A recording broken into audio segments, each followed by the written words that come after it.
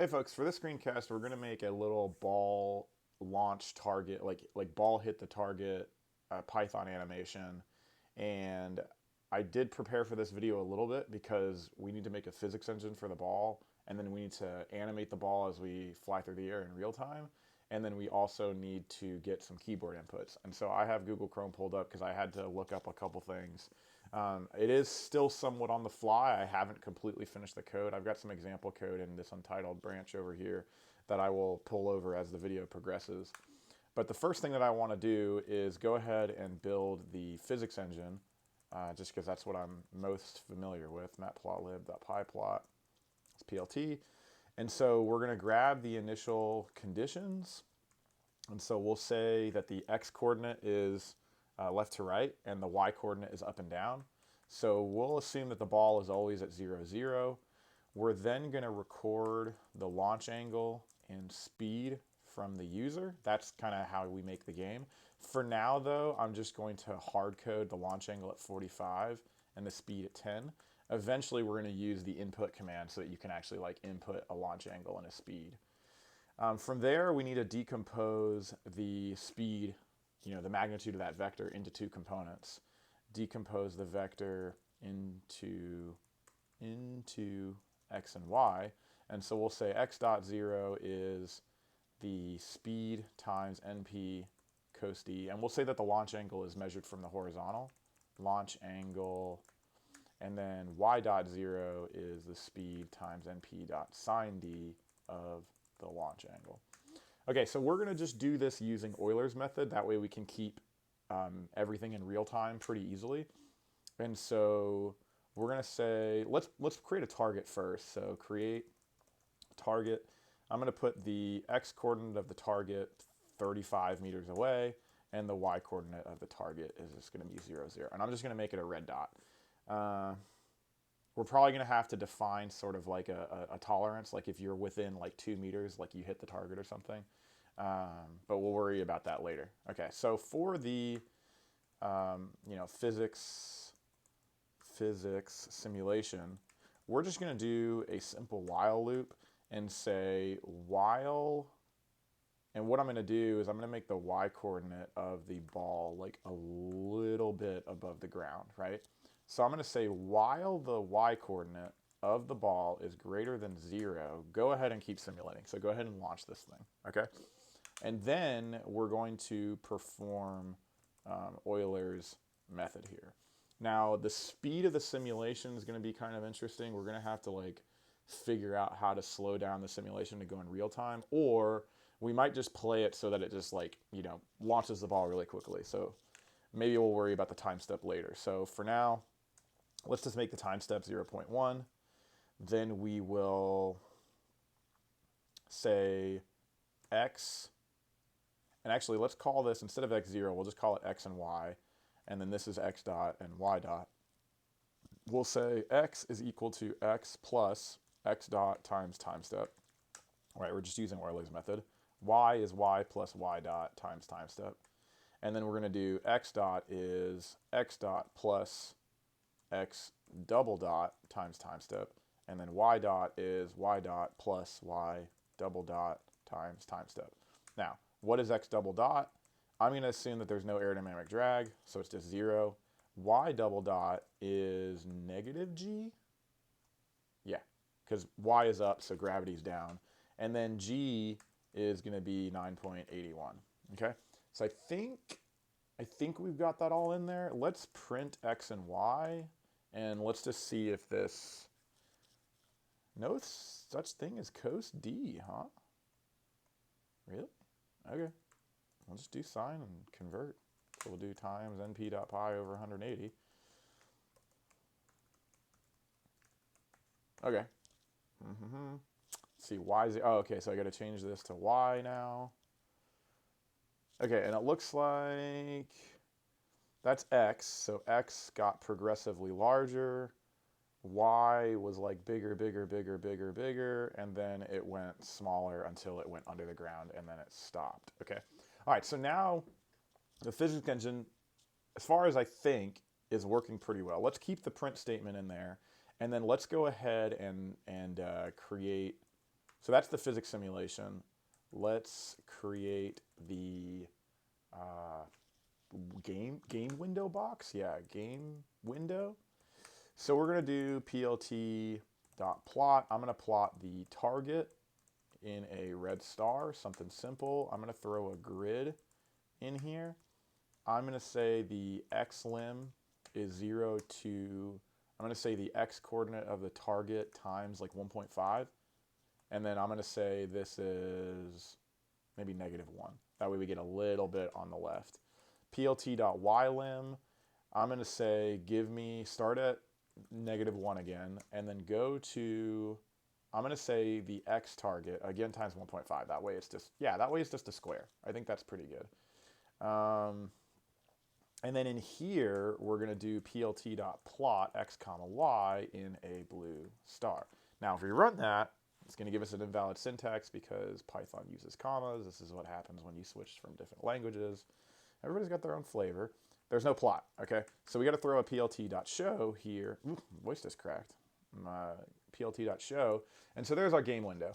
It looks pretty terrible. It popped up all at once. It wasn't in real time. I do notice just off the bat that making this a square, well, you know what? I say we just go with it because maybe we can do like a Hail Mary or whatever and throw it up in there and hit the target. I mean, I think the game window looks pretty good, but it needs to plot in real time. So I had to look this up, and thank you to, what is this? Stack Overflow. Thank you for whoever this user is, Velmir Miker in 2013. Thank you very much. All you have to do is throw a plt.pause. You just have to throw a plt.pause in here. And it doesn't really matter how long you pause, so I'm just going to throw like a smallest number that I think the computer can handle it. And then there we go.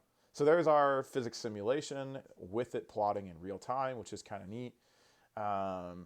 Now we can kind of go in here and we can change the speed. So let's say I'm going to launch it at 100 meters per second. And so now it's going to, whoa, that just like shot off into the moon.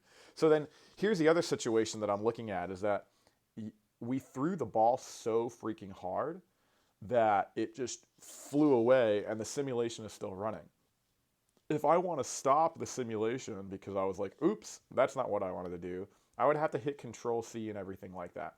I don't want to do that. I want to be able to just like hit the escape key and have everything quit. And so again, I had to look this up, but there's this program called PyInput, and you say like from PyInput import keyboard, you create a function called onKeyPress, and then a function called onRelease. And here is sort of the kicker. If the key that is released is equal to key.escape, you return false. And if you create you're essentially creating a thread of this listener class that's listening for keys. If you do it this way, where you collect the events in a non-blocking fashion, it will create this listener class and start it. And if you hit the escape key, the listener class will break. Now, I did a little bit of modifying of the code, and I'll kind of show you that over here. But basically what I did is I created a variable called go that says like, hey, when go is true, go ahead and keep simulating the physics engine. I have the onKeyPress where I just print the key that's pressed. And then here I have the onRelease. I create a global variable for go, that way it grabs the go variable. And then I print the key again, so saying like I pressed that key and I released it. And then here, if the key is the escape key, you set go to false, you print exiting, and then you also return false. So return false kills the listener class. And then in the while loop, I added this like and go. Again, I said I prepared for this a little bit. I added this and go. And basically, since you hit the escape key, go turns into false. It also returns false. The listener class breaks. Go down here becomes false. The while loop breaks and the whole thing ends. So I'm going to grab a couple things from this code and bring it over. So first thing I'm going to do is grab the input. And I'm going to just run this just to make sure that I have that listener class created. And I'm just going to hit the stop button a couple times just to get that to kill. You may need to go to Tools, Manage Packages to install PyInput, or you might need to do like a sudo apt or however, whatever pip install maybe to get what you need. So then I'm going to grab the go variable and the two on press and on release functions. I'm also going to grab the listener variable declaration and the listener.start. And so if I drop that in here, let's clean this up a little bit. This is where I create the game engine global variable. I'm sorry, I'm in all caps. I hope it's okay. I'm yelling. Then I'm going to create my two. Does the W key on my computer not work? Two keyboard functions. And then here's the logic to exit the code. Then I'm going to kick off the listener. And then everything else is the same. Initial conditions, yada, yada, yada. But we also need to add and go. And I'm going to go ahead and print not only X and Y, but I'm also going to print go.